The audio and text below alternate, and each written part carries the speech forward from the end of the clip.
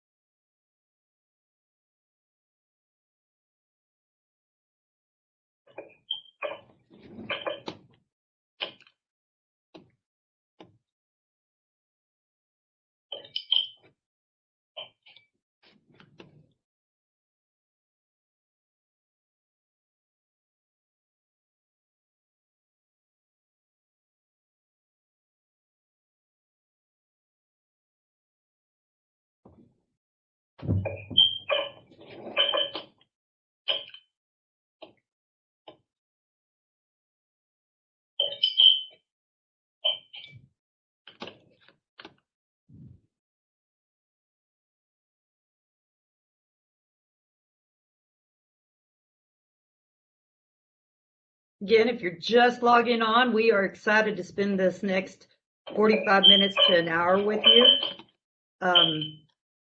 If you, well, we're just going to let everyone log on a little bit here for the next few minutes, and then we will get started.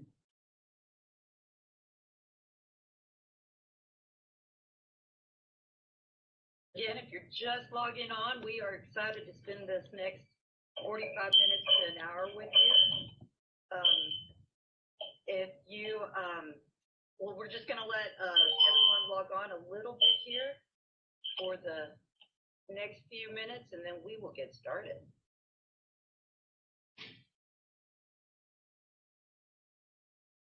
Again, if you're just logging on, we are excited to spend this next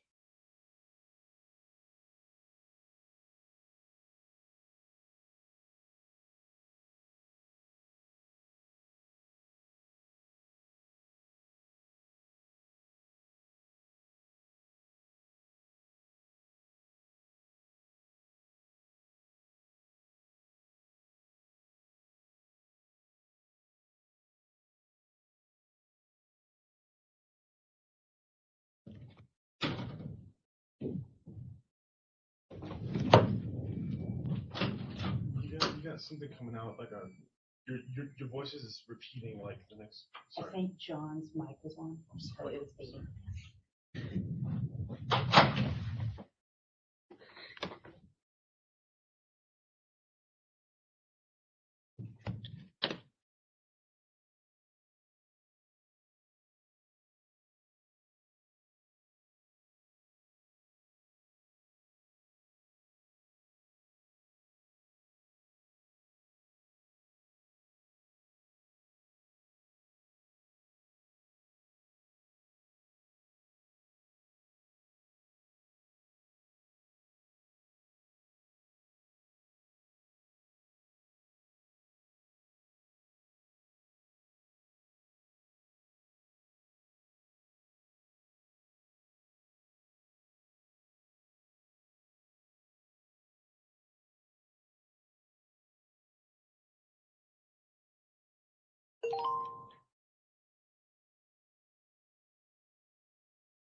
Okay, so we're going to get started. If we do have any feedback, we'll try and get that figured out. We know we were having some problems, but hopefully we just figured out what was going on.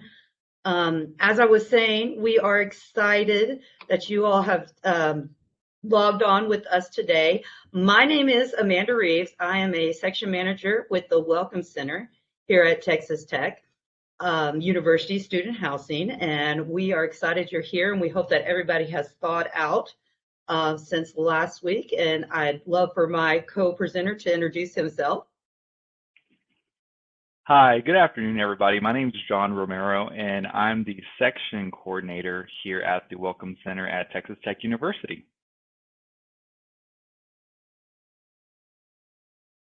Thank you, John. Well, today we hope that our title intrigued you a little to think, what are they talking about influencers?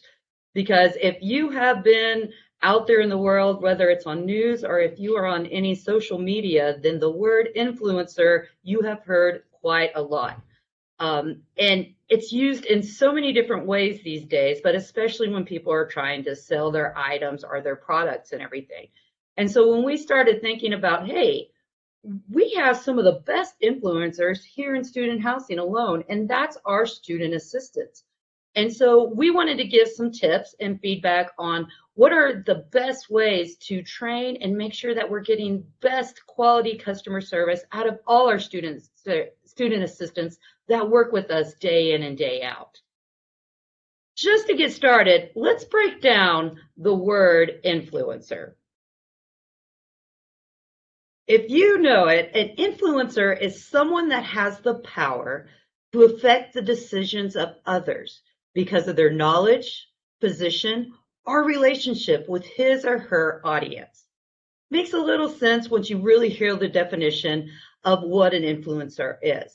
We found some of these statistics, and one that really popped out to me was that 92%. And if you can see on there, it says 92% of consumers trust recommendations from other people, even someone they don't know, over the brand content that's already out there. So all of the marketing that's out there, people are more likely to believe something they hear straight from the horse's mouth, like my grandmother likes to say, before they really believe what's going on.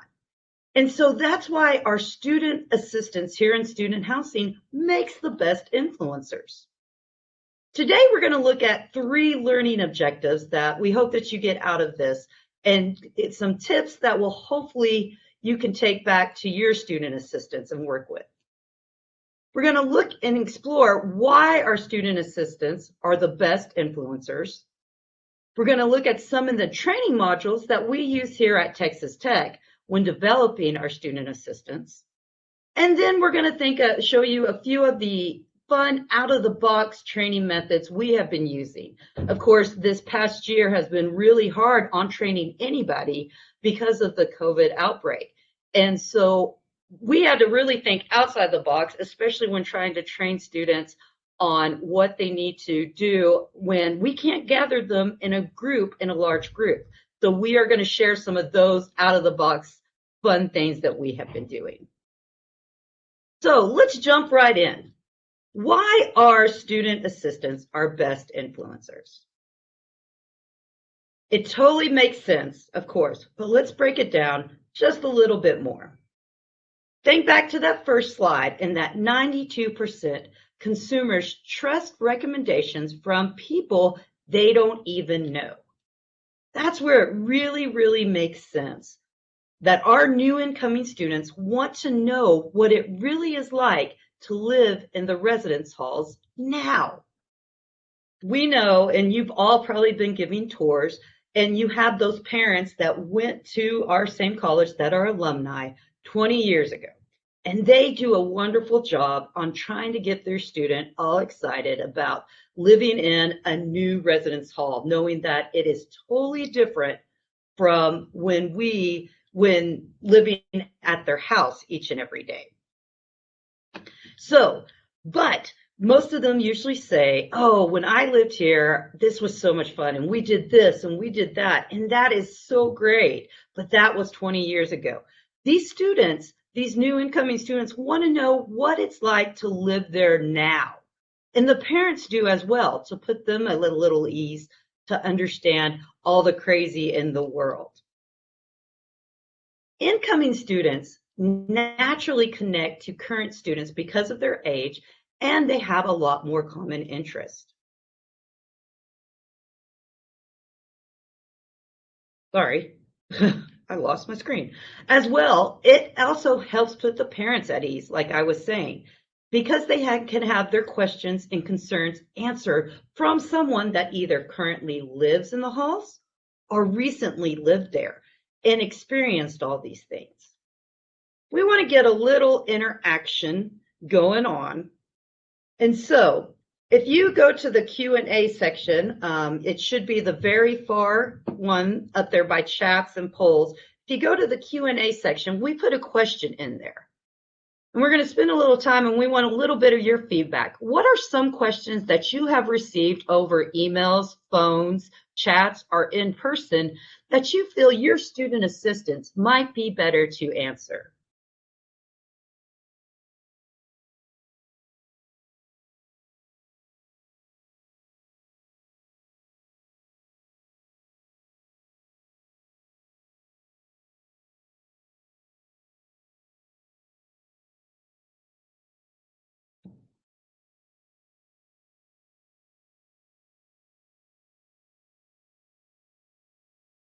We do have one, and this is a common one that a lot of people see, and that is, how is it using the community bathrooms? I bet we all get that question all the time. And again, it makes a lot more sense to have a student that's lived there that's going to tell them, hey, this is what it's like. It's not always busy. You can take a shower anytime. You can find a location. It's easy to get a stall. You do have privacy. So that's a common question that we get here at Texas Tech.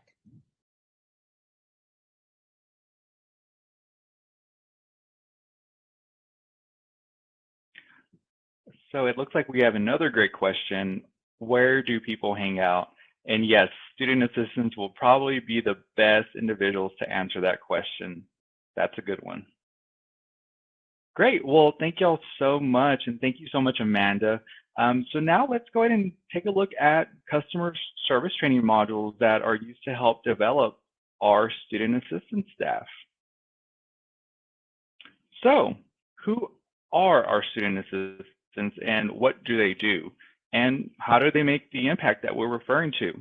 Well, student assistants that work at the Welcome Center here at Texas Tech University are referred to as housing ambassadors, and they serve as our main influencers within the housing department. Our housing ambassador team represent a variety of different majors, colleges, and different classifications. We have new freshmen working side by side with seniors, and even a handful of graduate students. Student assistants bring their knowledge to the office every single day, including their own unique college life experiences. This gives our student residents an opportunity to naturally connect with somebody like themselves. They are the first point of contact for our students and parents, and they're super accessible to the student body, and they're available to speak to either by phone, email, chat, or in person at our Welcome Center. That's correct, John. And just some more questions did pop in while you were talking, and I thought these were good, thinking that we just described our student ambassadors here. And those student ambassadors are really awesome at answering, what should I bring to decorate my room? Especially with the different types of hall styles that every university has. That's a great question to ask. And then what are the rooms really like? Heating, what's it like to have another person just feet away from you when you've had your own room all the time? So students really can help with that. Now, I know that Texas Tech is very fortunate that we have a full area that just focuses on the customer service side for our new incoming and current students. And not every university is fortunate to have that, but with strong customer service training, any student assistant that works in your halls or even helps answer calls or emails for a short time can be a big asset to your department. Customer service has been a huge part in student housing these past few months and year, as we have all been trying to find ways to exceed expectations during these unusual times. And I'm sure you all will agree with that. If I could see you, I'm sure I would have a bunch of heads nodding right now. So the time that you spend and put into customer service training is a great way to ensure that high quality service is completed daily, day in and day out, no matter who is working with our guests and customers. Let's look at some of the benefits that come from customer service training. For our student assistants, it really does help to improve their skill set and help prepare them for whatever field they choose to go into once they graduate. Just learning how to talk on a phone properly, interact with someone they don't know, and get all the needed information really does help boost their confidence and morale in their future endeavors out in the world. But it also helps to boost their confidence and morale at this time when they can answer a question right away for their customer and they know they got it right and they know that person on the other end of the phone or email is really appreciative of what they just helped them with. For the benefits for the customer, which are incoming students and our current students, and of course the parents, it helps them feel more assured about the department because they know that the people they are speaking with know what they are talking about. As well, if there is some type of concern that does pop up, when these questions are addressed by the first person they speak with, it usually helps to prevent issues from escalating at times. And then, of course, the most important for all of us, it really does benefit our department as it helps to improve the reputation of the area due to the service, the quality above other customer service everyone receives. Now, there are many different types of customer service modules out there. And if you guys have any that you use for your department and would like to share, we encourage you to put them in the chat area or email myself or John, because we are always looking for fun ways to encourage not only our ambassadors and build their customer service, but also help in our customer service each day. We'll have our email addresses at the end of this presentation, and we really look forward to hearing from everybody. Here at Texas Tech, we currently are using 2 training modules we use to help remind our students of how to learn to give the best customer service daily. These are the Guest module and Learn. Guest is one we stress daily, whether with the customer is in front of us, on the phone, chat, or email. By using this module and interacting with each letter here, we really can interact and stress how much we appreciate spending the time with our guests, our customers. Guest stands for greet the guest, use the guest's name, establish their need, show that you care, and thank the guest. Now, each letter is very important, but 3 letters we really stress on with our student assistants are the you, use the guest's name. That not only shows that you have been listening to them from the start, because we always want to ask for their name right when we pick up the phone or start talking to them in person, but it also helps to create a connection with the person they are speaking with. helping to bond that relationship and build more trust throughout their conversations. We also stress letter E, establish their need. We want to make sure that we are fully hearing what they are asking before we respond, so we can get them the right information the first time or get them to the best person that can assist them right away. And then S, show that you care. Fun saying that I have is caring is sharing. And sharing the right information right away and helping to get students and parents excited about the halls really shows that you care about your daily work. So again, guest module, greet the guest, use their name, establish their need, show that you care, and thank the guest. We have these letters and wording up on every computer that our student ambassadors work at. So it's a daily reminder, whether they have a person right in front of them or on the phone, they want to follow this just to keep that customer service strong. Now, the next one, learn, is one that we have all really had to start using recently. The Learn module helps students and anybody working through customer service to understand a better way of how to handle frustrated or upset customers, which, like I said, I can imagine is something we have all had to deal with this year. Again, I can virtually see all the heads nodding right now, so I'm with you. The two letters, what LEARN stands for, I think I already went over that, but LEARN stands for listen, empathize, apologize, respond, and notify. Some of those, the empathy and apology kind of blend together, and we could explain those more, but the two letters that we really focus on with our students especially is the L, listen. We discuss with them listening with a purpose and to fully understand what the student or the parent might be frustrated about before we start talking. We all understand how it can be frustrating when we cut someone off because we think what they're going to say next, especially if they're asking the same question we've answered multiple times. But when we actually take the time to listen with purpose and fully understand before we say anything, it really helps keep the level of frustration down. As well, we like to focus on the letter R, respond. Some things we go over with them on the respond letter is the best way to handle the tone of our voice. We know that when we have a very calming voice, even if the guest on the other side is a little frustrated and their tone goes up, if we can stay at a calm level tone, that does help ease tensions at times. It's not, again, perfect, and none of these modules are perfect in any way.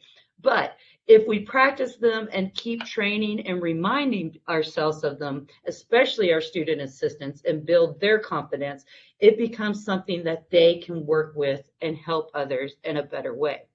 Again, if you would like more information on these modules and how we use them in our training or our PowerPoints here at Texas Tech, we'd be happy to share them with anyone. So please reach out to us at any time, and we will be happy to assist you or give you some tips that we have.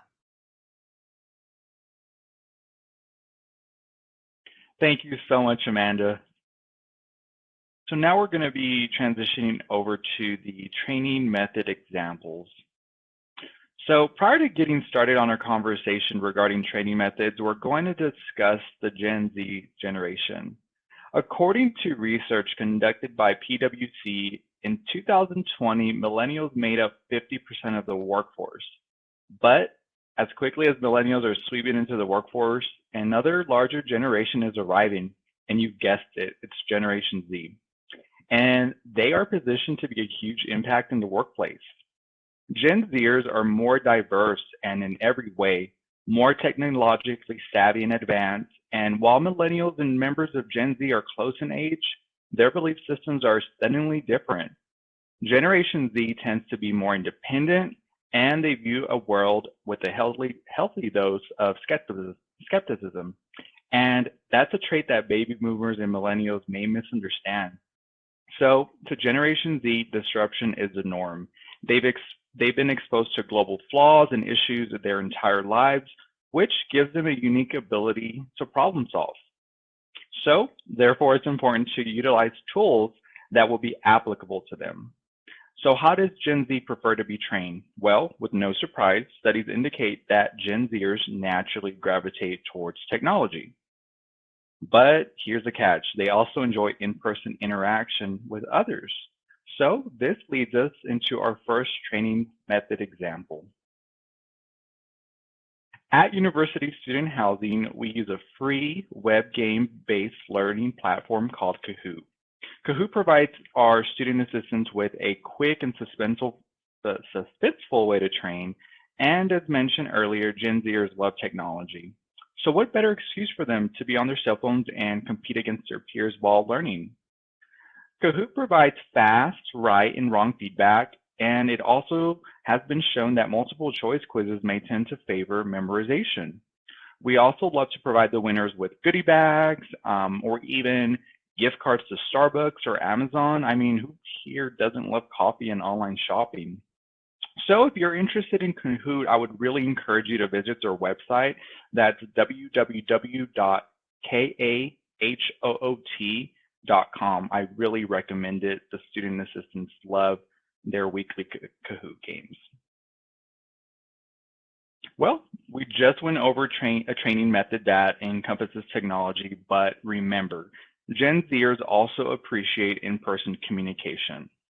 So, like everything else around us, COVID-19 has also transformed the way that we're able to conduct in-person training. However, we can't allow that to derail our ability to adequately train our staff, and we simply have to learn to adapt and discover new training methods. One-on-ones are a powerful way for you to train your student assistants. I think they provide just the ideal environment to exchange feedback. I've had so many one-on-ones that initiate with a conversation with them on how to properly take a phone call from a parent, and they somehow end up bringing the fact that our website needs to be updated. So this is the perfect time to exchange ideas with them, and it gives students an opportunity to address any concerns that they may have. Remember, they're problem solvers, so they love to give constructive feedback. One-on-ones also keep student assistants in the loop as they assist with boosting morale, and it allows you to keep them healthy and safe while they're also being able to train while keeping that human interaction that they need. So if you don't mind, let's take a quick moment to reflect on how your institution may be engaging with your student staff during this unforeseen time. Feel free to use the Q&A or even the chat feature.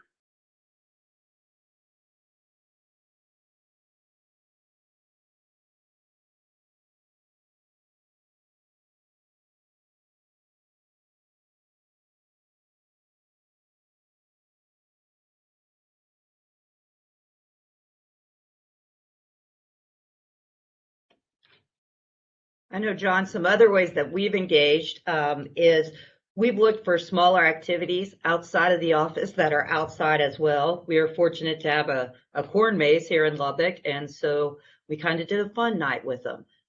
But we also did a scavenger hunt that involved some questions about housing as well. And so that is always fun to find those engagements outside of the office as well. That really makes a statement with the students and builds them to want to train and learn more from you daily.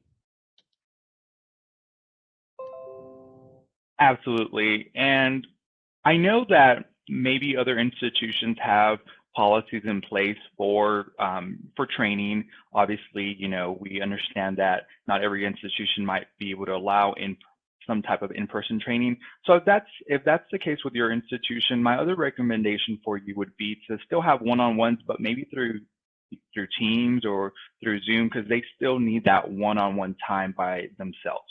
So that's what I would recommend.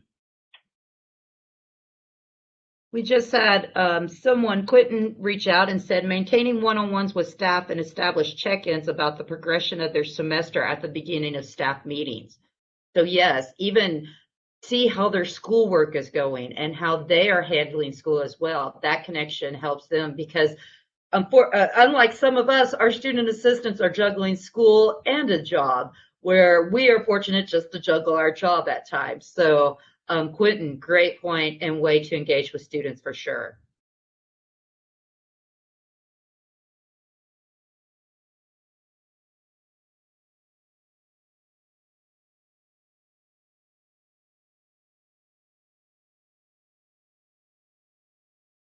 Well, we've got one icebreakers each week during staff meetings. Yes, we we've had a lot of fun icebreakers that we've learned a lot about people, especially during this Zoom age. You can do that as well. We've done scavenger hunts at your desk. So it's like, hey, you have 30 seconds to find this, grab it real quick and show it. So yes, reverse scavenger hunt. I don't know what that is, but I want to learn more. So please engage us, Lindsay, and tell us, because I want to do a reverse scavenger hunt for sure. That sounds fun.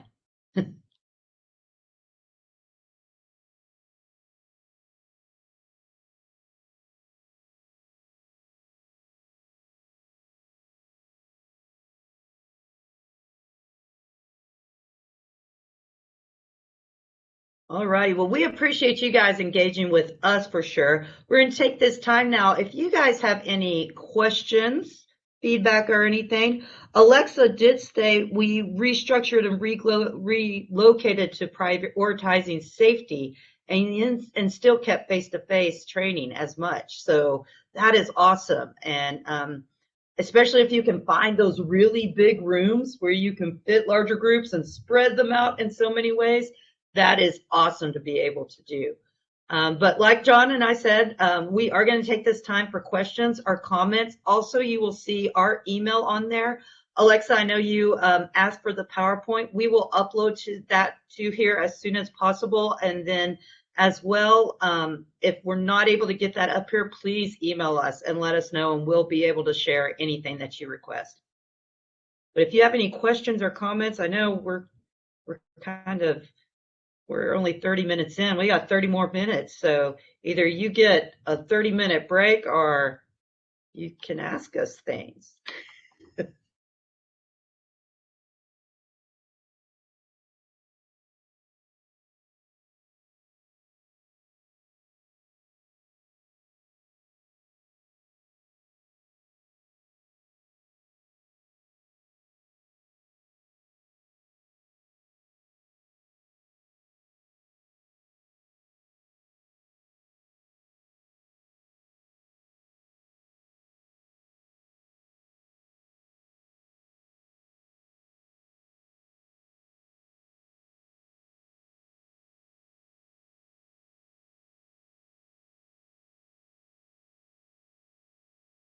Great question, Ashley. How do our strategies translate to full-time staff? Well, just like training with our ambassadors, we are able to train with our full-time staff as well. We have had to rethink on some Zoom trainings as well as some in-person in the larger areas where we can do that. But really, any of these can transition to your full-time. Now, again, as John was saying, he looks at the focus of his training on the generation gap and everything. So you might have to readjust to look at how some of your full-time staff do learn as well, and try to work on that way to transition and rework the modules and the learning styles so it really helps them. But you can also do quality service checks if you're fortunate to have systems like we do here at Texas Tech, where we can record our calls and our emails, and we can pull random calls and review them and listen to them and work with ours and say, hey, let's listen to you, you listen to me, let's grade each other and learn. And I have done that. I've re-listened to some of my calls before, and I have caught words that I said that I was like, ooh, maybe that's not a powerful word, or it is a powerful word that could be taken negatively. And so I have really been catching myself more and talking when I'm interacting with our customers, students, our parents, to make sure that I am working on guest and learn as well, especially the listen part.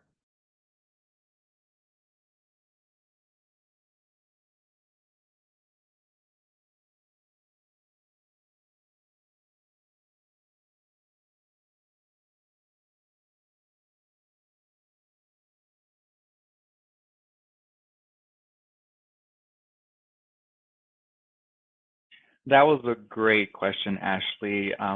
We're still available here. If y'all have any questions or comments, we would love to hear from you.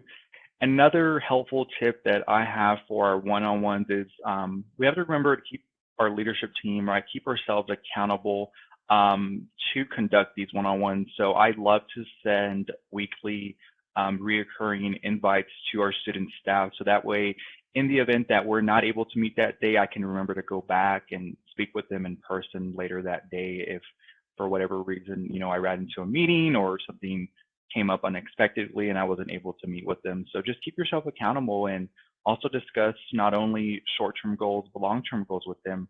I think it would be a really nice conversation to have with your student staff. Quentin Lane had a question. Have you seen your customer service methods evolve any due to higher virtual interactions than normal? John, I'm going to let you, especially working with student assistants. He is our supervisor over student assistants, so I'm going to let him take that question. Great. So have you seen your customer service methods evolve any due to higher virtual interactions than normal? This can be with student staff or pro staff. So I think so. I think it has been evolving and in a positive way. So I think it encourages us to adapt to new things, explore new training techniques. So I do. I really do think that it's given us an opportunity to evolve with these higher virtual interactions than normal. So again, so with the Gen Z generation, they love to use technology. So now, prior to COVID-19, we did conduct, obviously, right, conduct things virtually with the student staff, but now it gives us an opportunity to do it more frequently. So I think it's encouraged them and it's been able to, they've been able to engage more often. So I think it's evolved with a positive perspective, yes.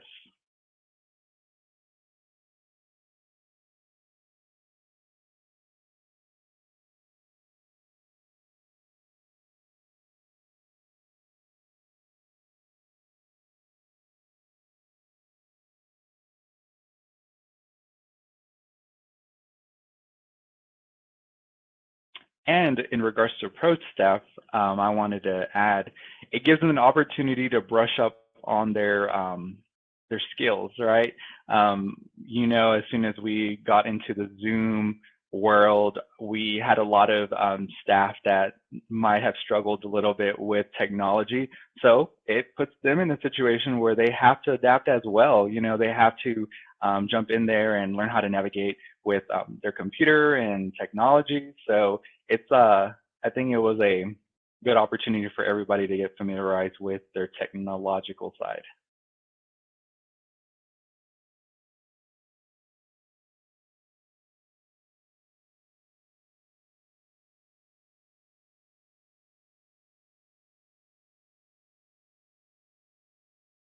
Thank you, Quentin. And thank you all that interacted and everything. Again, if you have any more questions or anything that you feel that will benefit us as well, again, like I said, there are so many different training modules out there, and each one has a strong purpose and can make each of our student assistants, our pro staff, stronger interacting with our students, our parents, our incoming students, anybody, even other departments on campus. It can assist with that. So please share with us at any time. I think John has one more slide to where we are going to give you the QR code for program evaluations. We would love for you to go in and give us some feedback. This is my first time and John's first time to present at SWACUHO, and we look forward to doing it more often. And so we would love your feedback, and we would love to hear from you also in emails, and we will figure out a way to get this PowerPoint uploaded here. If you don't see it after this, then please do email us and we'll be happy to share anything with you.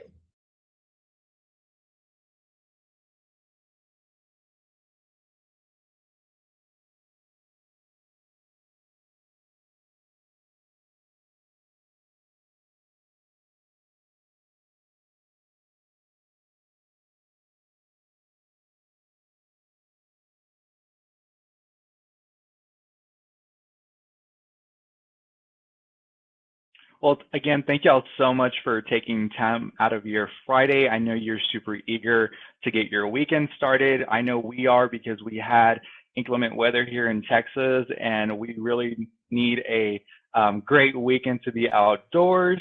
But before you do, please take out your phones, scan that QR code on your screen, and give us some feedback. We would love to know how we did, and we look forward to adapting and changing our training as well with your help. Again, thank you so much. It was a pleasure getting to speak with y'all virtually today.